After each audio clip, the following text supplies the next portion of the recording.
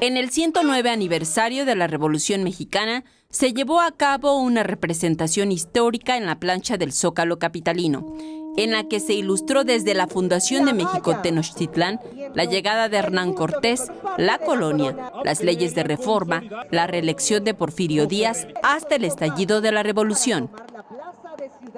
Berta Peña, bisnieta de un general revolucionario, narra lo que le contaron sus ancestros.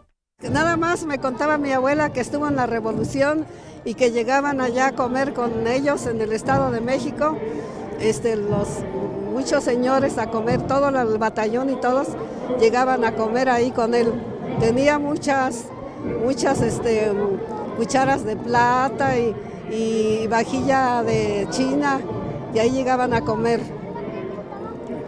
con él, toda la tropa y todos. El desfile partió del Zócalo, en el que participaron 2.700 caballos del ejército. Personal del heroico Colegio Militar deleitó a los espectadores con acrobacias ecuestres. Y el jinete arriba estira los brazos a los lados al mismo tiempo que efectúa la vista a la derecha. En el desfile se explicó cuáles fueron los problemas políticos, económicos y sociales que derivaron en la Revolución Mexicana. Se escenificaron las etapas prerevolucionarias, revolucionarias, cardenismo y el papel de la mujer. Y pues sí veíamos la clase baja, lo que sacrificaron, cómo estaban luchando, y pues sí te da una impresión, ¿no?, de todo lo que se vivió en esos tiempos. El personaje protagónico de la historia fue Francisco I. Madero. Fue una fuerza armada popular. La ruta del desfile abarcó de la Plaza de la Constitución hasta el Campo Marte.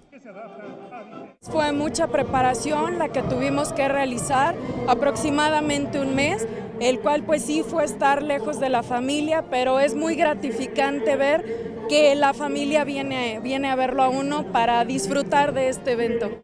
En el desfile también participaron carros alegóricos y personas con atuendos de la época, locomotoras y vehículos de aquellos años.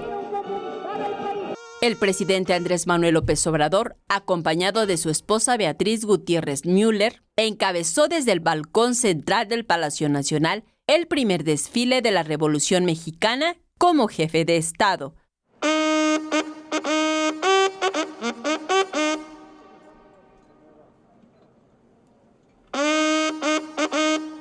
En las imágenes, Libe Rodríguez, Saray Mariscal, 21 Noticias.